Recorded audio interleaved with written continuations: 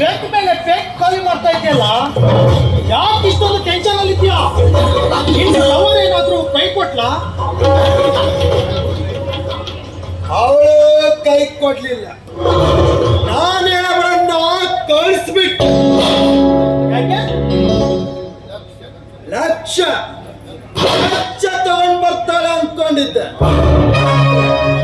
ಬಿಕಾರಿ ತರ ಬಂದು ಮನೆ ಬಾಗಿಲಿಗೆ ನಿಂತ್ಬಿಟ್ಲು. ಅವಳನ್ನ ಕಟ್ಕೊಂಡು ನಾನೇನ್ ಮಾಡ್ಲಿ? ಅದಕ್ಕೆ ಅವಳನ್ನ ಕಳಿಸ್ಬಿಟ್ಟೆ. ರಾಜ್, ತಪ್ಪು ಮಾಡಿದೆ. ಬಯಸಿ ಬಂದ ಭಾಗ್ಯಲಕ್ಷ್ಮಿನ ವಾಪಸ್ ಕಳಿಸಿ ನೀನು ಬಹಳ ದೊಡ್ಡ ತಪ್ಪು ಮಾಡಿಬಿಟ್ಟೆ. ಮತ್ತೆ ನಾನೇನ್ ಮಾಡ್ಬೇಕಿತ್ತು ಹೇಳ? ಅವಳನ್ನ ಇಟ್ಕೊಂಡು ಜೀವನ ಪೂರ್ತಿ ಬಿಟ್ಟಿ ಕೂಡಾಕ್ಬೇಕಿತ್ತೇನೋ? ಬಿಟ್ಟಿ ಕೂಡು ಹಾಕ್ಬೇಕಾಗಿಲ್ಲ ವಿರಾಜ್. ಅವಳನ್ನ ಇಟ್ಕೊಂಡು ಲಕ್ಷ ಗಳಿಸಬಹುದಿತ್ತು. ಅದು ಹೇಗೆ? Very simple. ಶಾಸ್ತ್ರಕ್ಕೆ ಅವಳನ್ನ ಮದುವೆ ಆಗುವ ಹಾಗೆ ಮಾಡಿ ಮನ ತೃಪ್ತಿ ಆಗುವಷ್ಟು ಸುಖ ಉಂಟು.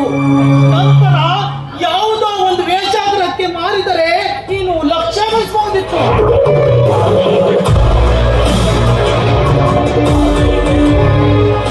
ಮನೆಯಲ್ಲಿಟ್ಟು ದಂಧೆ ನಡೆಸಿದ್ರೆ ನೀನು ಕೋಟಿ ಗಳಿಸಬಹುದಿತ್ತು.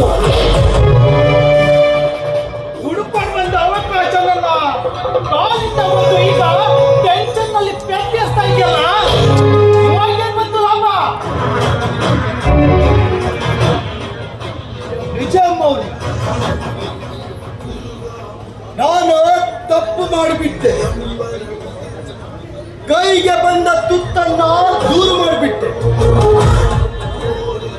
ಡೋಂಟ್ ವರಿ, ಈಗೂ ಕಾಲ ಮಿಂಚಿಲ್ಲ. ಒಂದ್ ಕೆಲಸ ಮಾಡು, ಇವತ್ತೇ ಆ ನಿನ್ನ ಲವರ್ ಹತ್ರ ಹೋಗಿ ತಪ್ಪಾಯ್ತು ಅಂತ ಕ್ಷಮೆ ಕೇಳು. ಮುಂದೆ ಏನ್ ಮಾಡ್ಬೇಕು, ಹೇಗ್ ಮಾಡ್ಬೇಕು ಅಂತ ಎಲ್ಲ ಪ್ಲಾನ್ ನಾನು ಹೇಳ್ಕೊಡ್ತೀನಿ.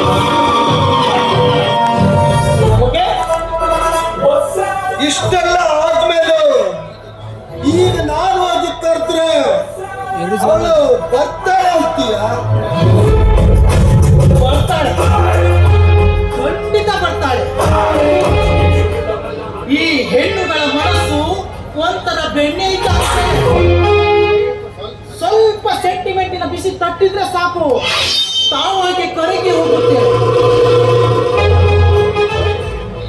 ಈ ಹೆಣ್ಮಕ್ಕಳು ತಾವು ಮಾಡಿದ ಪ್ರಶ್ನವನ್ನ ಅಷ್ಟು ಸುಲಭವಾಗಿ ಮರೆಯೋದಿಲ್ಲ. ನೋಡು, ನಿನ್ನ ಮೇಲೆ ಎಷ್ಟು ಸಿಟ್ಟು ದ್ವೇಷ ಇದ್ರು ಅವಳ ಮುಂದೆ ಸ್ವಲ್ಪ ಪಶ್ಚಾತ್ತಾಪದ ನಾಟಕ ಆಡಿದ್ರೆ ಸಾಕು, ತಾನಾಗೆ ಕರಗಿ ಅವಳು ನಿನ್ನ ಜೊತೆ ಖಂಡಿತ ಬರ್ತಾಳೆ. ಸರಿ, ಇವತ್ತೇ ಹೋಗಿ ಅವಳನ್ನ ಮದುವೆ ಆಗ್ತೀನಂತ ಕರ್ಕೊಂಡು ಬರ್ತೀನಿ. Very good. ನೋಡು, ನೀನು ಈಗ ಪೆಟ್ಟೆಚ್ಚಿದ್ದು ಜಾಸ್ತಿ ಆಯ್ತು. ನಿನ್ನನ್ನ ಈ ಸ್ಥಿತಿಯಲ್ಲಿ ನೋಡಿದರೆ ಅವಳು ಖಂಡಿತ ನಿನ್ನ ಜೊತೆ ಬರೋದಿಲ್ಲ. ಅದಕ್ಕೆ ಇವತ್ತು ನೀನು ಹೋಗಿ ರೆಸ್ಟ್ ತಗೋ. ನಾಳೆ ಒಳ್ಳೆ ಜೆಂಟ್ಲ್ಮೆನ್ ತರ ಹೋಗಿ ಅವಳನ್ನ ವಾಪಸ್